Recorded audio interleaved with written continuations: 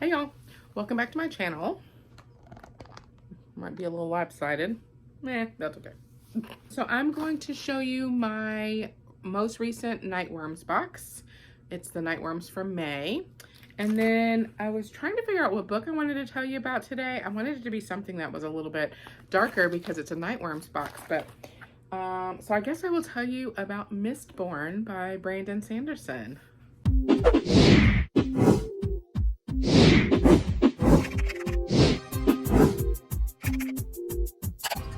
Okay, so I already opened my Nightworms box on an Instagram live just a little bit ago. So Nightworms is a subscription service. I am not a regular subscriber. I sometimes get them in one shot. So they release the theme of the next month's box, and then I scramble to decide if I want to get it. Usually, especially over this last year, they sell out so fast. So I really want to be a subscriber, but they send you 2 books, and it's really hard for me to read the books in my book boxes often. And it's not a stuff heavy box. So as I've said before, I really like the swag that comes in book boxes.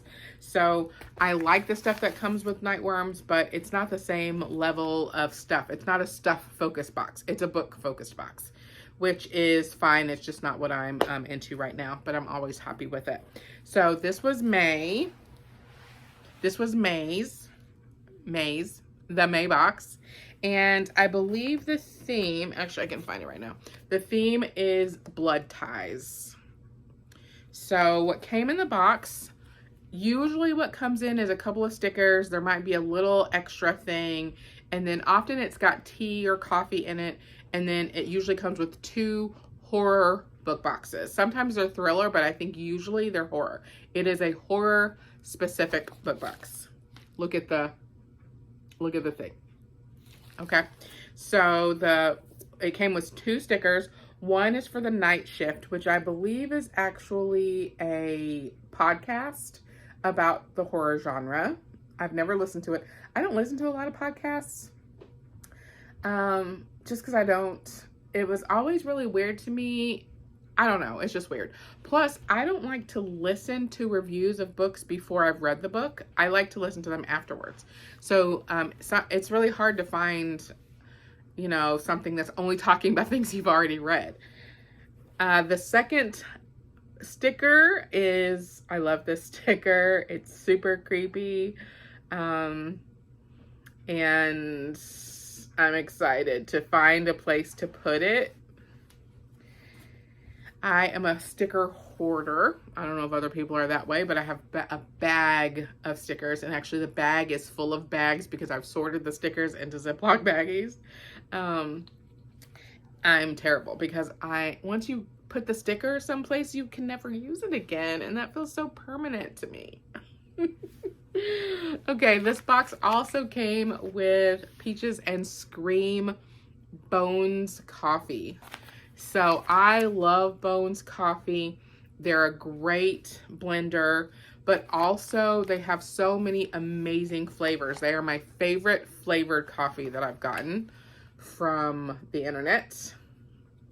For non-flavored coffee, I usually buy it from a local roaster instead. So we have a local roaster called Fuego here, as well as a local roaster called Finger Lakes Coffee Roastery or something like that. So I usually get my non-flavored coffee locally, but I am actually a subscriber for Bones Coffee.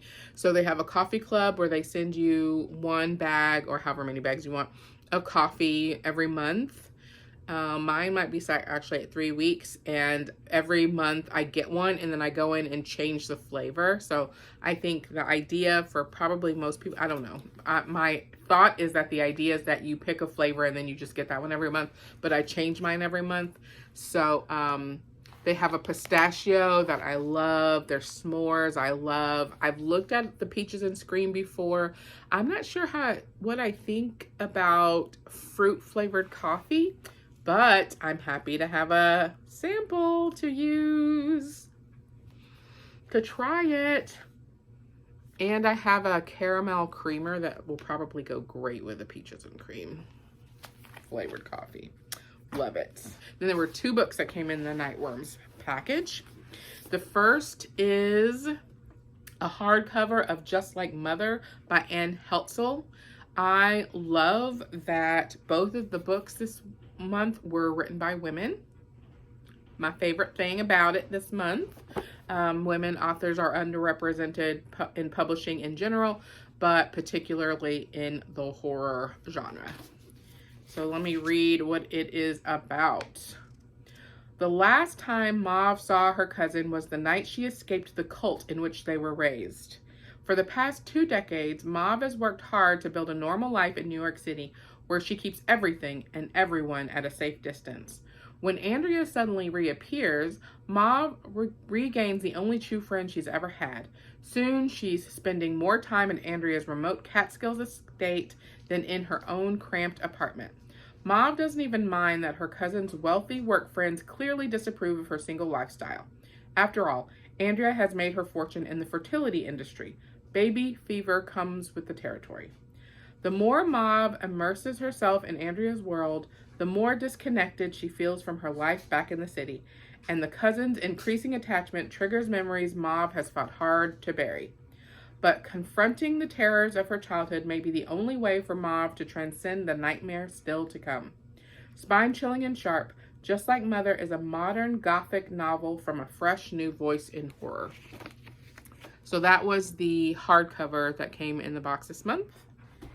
And there was also a softcover book that I've seen a little bit on my Instagram and Book Talk feeds. I think it was recently translated into English, which might be why it's gotten a bit of buzz lately. It's called Jawbone by Monica Ojeda. When Fernanda, Annalise, and their friends from the Delta Bilingual Academy convene after school, Annalise leads them in thrilling but increasingly dangerous rituals to a rhinestoned, Duar-scented drag queen god of her own invention. Even more perilous is the secret Annalise and Fernanda share, rooted in a dare in which violence meets love. Meanwhile, their literature teacher, Miss Clara, who is obsessed with imitating her dead mother, struggles to preserve her deteriorating sanity. Each day, she edges nearer to a total break with reality. Interweaving pop culture references and horror concepts drawn from Herman Melville, H.P. Lovecraft, and anonymous creepypastas, Jawbone is an ominous, multivocal novel that explores the terror inherent in the pure potentiality of adolescence and the fine line between desire and fear. I have no idea what that just told me that book is about. But it looks like it's going to be kind of a quick read. It's formatted, like some chapters look like regular chapters, and then some chapters look more like conversations or text messages. A couple of the chapters are single pages. So it's probably going to be pretty fast unless it's a total like stream of consciousness, which I think, as most people do, have trouble following any of that. So we'll see what happens. But I think I'm going to put this on my list to try and get to in June. Looks like maybe it's 250 pages or so. There is a translator's note at the back, which I might read first in case it's helpful in understanding how she's made some decisions related to the translation. But I'm going to try and actually have both of these on my June possibles list. So wish me luck on that. So I'll also tell you a little bit about Mistborn. So Mistborn is, I believe, a trilogy, one trilogy part of a 3-trilogy set in the same world by Brandon Sanderson. So I've only read the first book of that one series, and I have the second and third books checked out from the library, so I'm excited to read them. They are classified as YA or teen, and I didn't find the first book a YA book at all.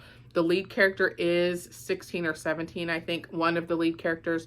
The other lead character is probably in his mid-30s. So our main character, the teenager, has been living on the streets and knows that she has this way of nudging people towards her will. she calls it her look. She's super poor, beaten down, lots of trauma, all of that stuff. Poverty on the streets kind of thing. And it's this world where there are this group of people that's oppressed and used for work, and they're really beaten down. And there's a higher class of people who do the oppression, of course, but also have some magic. So the lower class aren't allowed to have magic, and it's pretty much not seen within their class at all. Obviously, I think obviously it's a fantasy, and a revolution is coming, but the low class has really not taken up arms against this higher class because of this magic that allows people to kind of tamp down their feelings and all of that stuff. So there are different kinds of metals that are able to be used in order to use different powers and stuff. And our main teenage character is Mistborn, which means that she's able to use all of the metals and elements in order to use these different powers, but she doesn't know that about herself. And then our male main character comes in, realizes who she is, what she is, and sort of really becomes a bit of a father figure to her, an uncle figure at least, and recruits her into this revolutionary movement against the higher class, and has her start to dress up as a noble person in order to be a spy. Lots of things happen. It's a super dense book, lots of world building, and it was really good. If you're into kind of the epic fantasy genre, then I think it would really be a great book for you. Again, multiple books that cross each other in this world. Brandon Sanderson released a surprise Kickstarter in January or something like that, and it broke all the records on Kickstarter because he wrote 4 books during quarantine, and he's releasing them as part of the Kickstarter, along with several boxes that will come to folks who kickstarted at that level.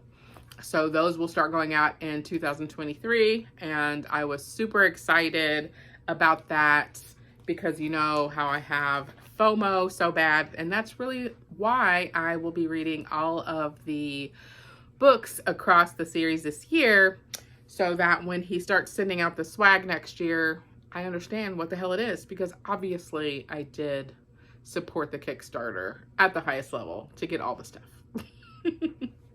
So if you are thinking about reading Mistborn or have started reading the series, let's do it together. I'm excited about it. Okay, catch you on the next one.